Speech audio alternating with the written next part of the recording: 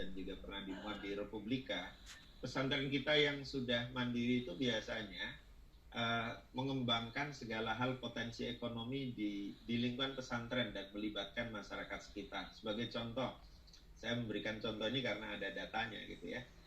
MBS Prambanan di Jogja itu ya.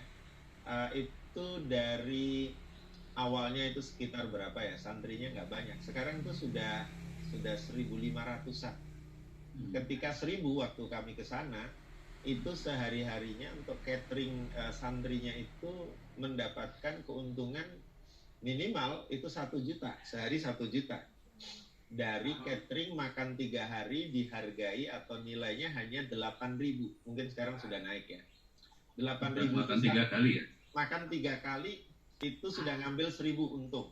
Dan itu bisa memberikan konsumsi juga untuk ustadahnya, untuk pegawainya dan lainnya. Itu 1.000.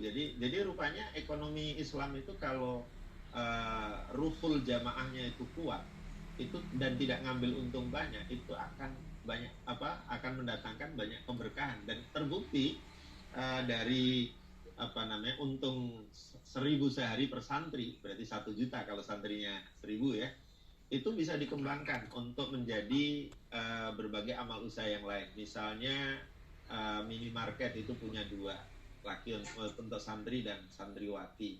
Itu keuntungan bulanannya bisa 20-an juta itu per minimarket.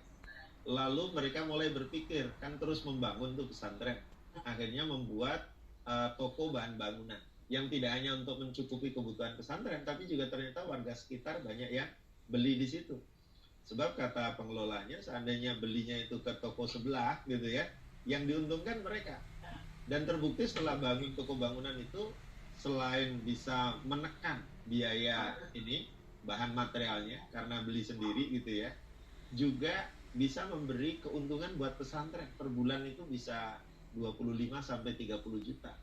Demikian juga laundrynya, toko rotinya, penyulingan air mineralnya. Bahkan karena ini berada di kota, para wali santri itu kan biasanya di akhir pekan suka menjenguk santrinya ya, anak-anaknya ya. Mereka juga punya jasa penyediaan homestay. Karena sebagian orang tua itu tidak hanya datang pagi terus siang udah pulang, ada juga yang ingin bercengkerama dengan anaknya sehingga nginep 1-2 malam sambil berwisata kan, karena di Jogja kan. Nah itu juga memberikan keuntungan. Selain daripada itu, yang saya dengar juga mengembangkan keagenan. Jadi pesantren itu juga ada divisi ekonominya, menjadi agen-agen penyalur sembako bagi kebutuhan masyarakat sekitar gitu. Sehingga saya merasakan betul bahwa pesantren ini secara ekonomi bisa mandiri, bisa memberdayakan ekonomi masyarakat, bisa menghidupi keluarga pesantrennya, sehingga ya insya Allah mendatangkan keberkahan. Tapi tentu harus punya manajemen dan tata kelola yang baik ya, perencanaan yang baik. Jangan sampai nanti kooperasinya udah maju, tahu-tahu dananya ditilep oleh siapa. Ini harus diantisipasi. Punya juga KBIH kalau tidak salah, dan juga pengembangan budidaya lele dengan sistem bioflok ya.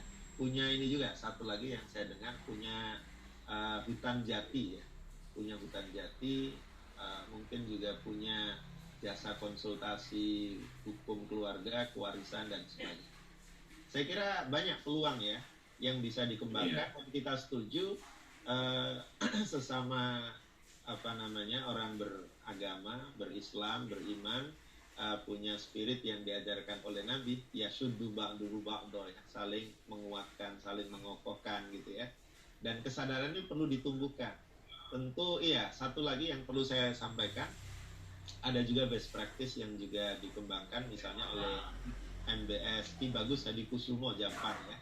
Itu setiap bulan itu mengadakan pengajian wali santri. Jadi wali santri diundang ke pesantren sambil nengok anaknya, diberikan siraman rohani dan digerakkan.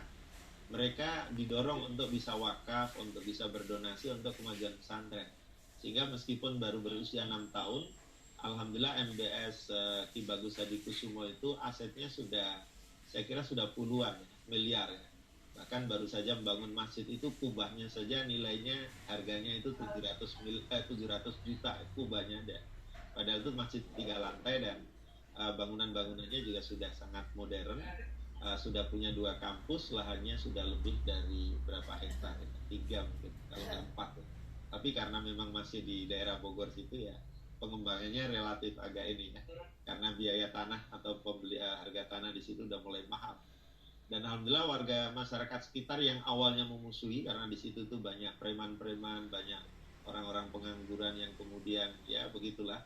Sekarang sudah mulai dapat dijinakkan, sebagian warga masyarakat itu biaya kalau ada yang mau sekolah di situ atau mau nyantri di situ biayanya didapat diskon atau bahkan dibebaskan. Akhirnya ya alhamdulillah bisa menjadi bagian dari masyarakat. Saya kira best practice seperti ini kita perlu kembangkan di pesantren kita.